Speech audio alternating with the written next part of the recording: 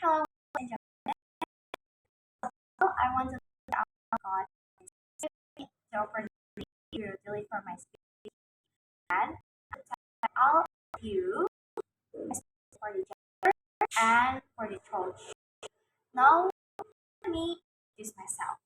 My name is Aisyah, and I represent 50 Senior High School. As a prime minister, I with the mission of is how post-conflict society should focus on reconciliation even if it comes at the expense of the first of all, let's find out the definition of the keyword. And the keyword here are reconciliation, post-conflict societies, and the expense of conflict societies such as war, between race, or even social conflict, and so on and so on. While reconciliation can be defined as a situation which two people or groups of people become friendly after they have argued at the expense of truth. In reality, a case or incident which is factual, accurate, and genuine, and it already happened in the past.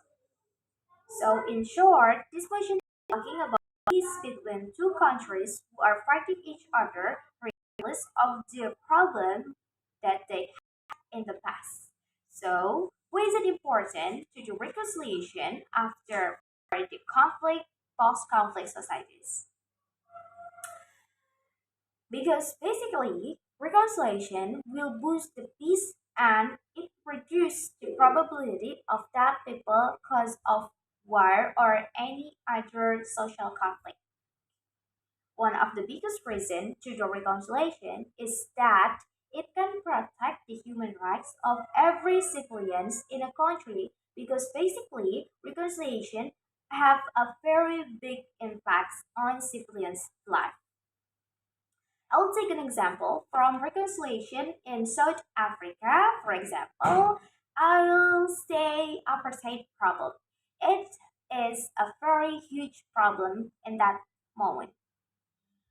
And the true group of it, which is government of South Africa led by white Africans, would discriminate black African, colored or mixed race, and also Indian. They don't do reconciliation to overcome with this problem. This promotes, in the end, it promotes national healing and prevent the further conflict.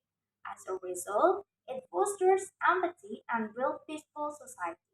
To be added, reconciliation is also giving another change to a country who has done bad things. So that is one of the biggest reasons why reconciliation should be implemented after the post-conflict societies.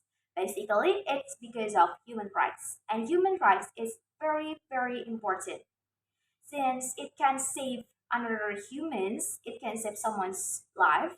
It also giving another change to that artist who has the opposing thoughts with us. And the second one is that reconciliation will absolutely boost long-term justice. Okay, ladies and gentlemen, this is very interesting. So, how come reconciliation boosts long-term justice? Well, when it comes to the expense of truth, which refers to several conflicts or incidents that actually already happened in the past, and it probably harmed one of the parties, and in this case, can be excuses of one of the parties not to do reconciliation, right? But instead, if both parties to reconciliation, especially after the conflict, it might boost the long-term justice. Because basically, reconciliation can build trust and also restore the relationship between two parties that have been damaged by past injustice. See, that's how big the positive impact of reconciliation between the parties. By restoring the relationship between two parties, it can strengthen the justice structure because they are forgiving each other and resolving past conflicts. So they finish the conflict together and they won't be able to have any further conflicts anymore. Okay, when I said it can boost long term justice, reconciliation can prevent the long term conflict also. Okay, prevent long term conflict and boost long term justice. Of course, it happens. Even it can rebuild bridge between the opposite parties. For instance, it happened in Indonesia between Indonesia and Malaysia. Historically, there have been tension over overlapping claims about the territory between Indonesia and Malaysia. Particularly, it happened in the Ambelot region. However, through diplomatic channels and negotiation, both nations have made region. Through diplomatic channels and negotiation, both nations have made efforts to address these issues and have worked together towards peaceful resolution.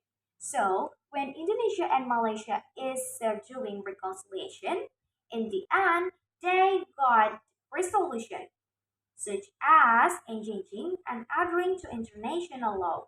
India and Malaysia have made progress in resolving territorial disputes and also promote the maritime security in the region. And when I said it can rebuild bridge between you know exactly that it means reconciliation can stop the previous cycle of revenge caused by violence and injustice between the parties. Since it promotes forgiveness and fostering understanding between parties, it offers a contrastic framework or resolution to heal wounds and rebuild relationships. And no, instead of keeping the fights after the conflict, the two parties should focus on reconciliation as the reason of that case. By focusing reconciliation for the past conflict, we can rebuild relationship with the opponent parties. Not only that, but also we can build the future better without hate, revenge, or any other negative feelings. That is why me, as a prime minister, will absolutely agree with the motion of the debate today, which is this House believes that post conflict societies should focus on reconciliation even if it comes at the expense of truth. And that is all from me. Thank you for listening my speech.